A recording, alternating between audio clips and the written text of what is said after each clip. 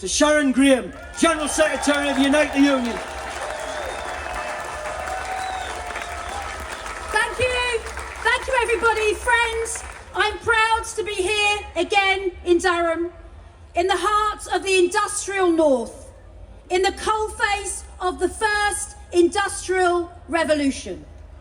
And I bring with me today greetings from over 800 Unite reps who attended the Parliament of our union just last week, Unite's policy conference, where they represented over 1 million workers in Britain. And friends, our union has a proud history of internationalism. And at our conference last week, our union once again declared the total support for the Palestinian people. And friends, let's be really clear here today in Durham. What is happening in Gaza is genocide, pure and simple, a war crime. No ifs, no buts, let's call it what it is. So let me say today what I've said many times before. Any member of Unite who wants to take action or refuses to handle goods destined for Israel, Unite will support you.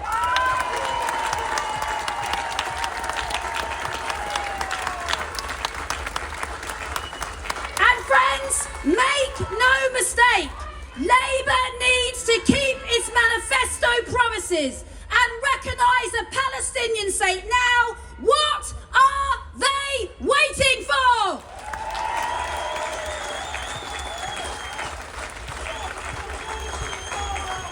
Friends, Unite's renewed focus on mobilisation, on collective bargaining, on the tried and tested method of pushing up pay has delivered.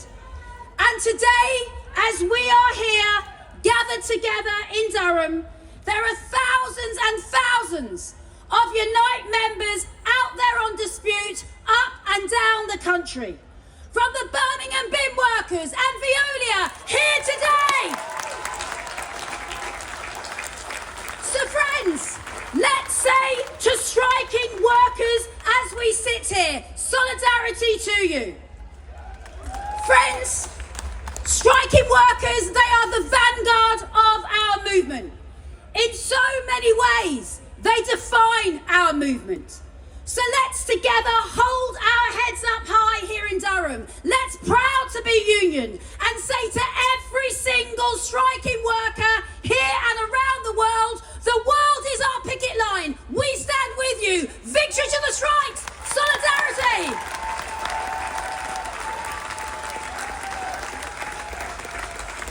And friends, it's from that very act of resistance, it's from that very act of resistance that trade unions emerge. Action at our point of power, the real place of power for the working class, the workplace. And friends, we have had over 100,000 disputes in our union over the last 3 years, covering over 200,000 Unite members. £55 million paid out by Unite in strike pay. Under my watch, no striking worker will ever be starved back to work.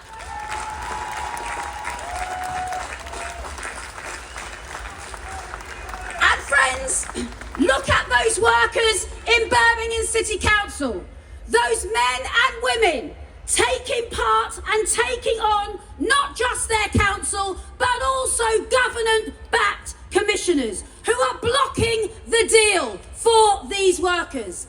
Angela Rayner, missing in action. She visits the leader of the council and scab agency workers, but not one single word to the workers on the picket line. Shame on you! Shame on you! Shame on you! And friends, let's be clear. What is happening at Birmingham City Council is an absolute disgrace. And let's remind ourselves what this dispute is about. It's about bin workers who woke up one morning and they were told that they would have £8,000 taken off their pay. For some of those workers, friends, that is a quarter of their pay, all under the watch of a Labour government. How does any employer, let alone a Labour council, treat their employees like this? Friends, it's fire and rehire in any other name.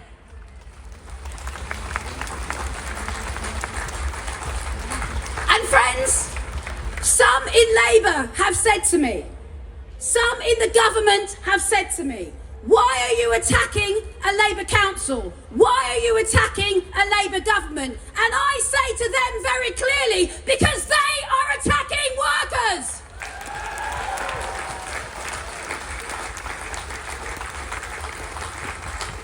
Friends, make no mistake. If we stand back and we do not fight, what is happening at Birmingham City Council, it will spread to council after council. Workers paying the price for council debt. So let's stand with our Birmingham bin workers today, our Veolia workers today, and say loud and clear, if you are a hostile employer, expect us to come for you, no matter the colour of your rosette. And we say to Labour, make the right choice in Birmingham and show workers whose side you are on.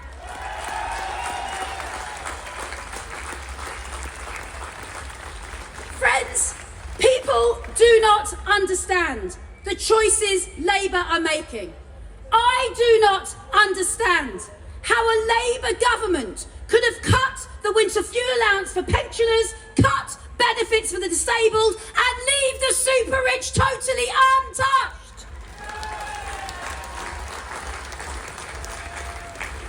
Friends, our reps in the parliament of our union last week, a union covering 41 sectors across the British and Irish economy, have decided enough is enough. We do not want any politicians in our union who do not back workers. And we say to those politicians, if you are a councillor who wants our money, you have to back workers. If you are an MP looking for support, you must be on our picket lines. And if you are a government that stands by and allows workers to be attacked, we will push you back.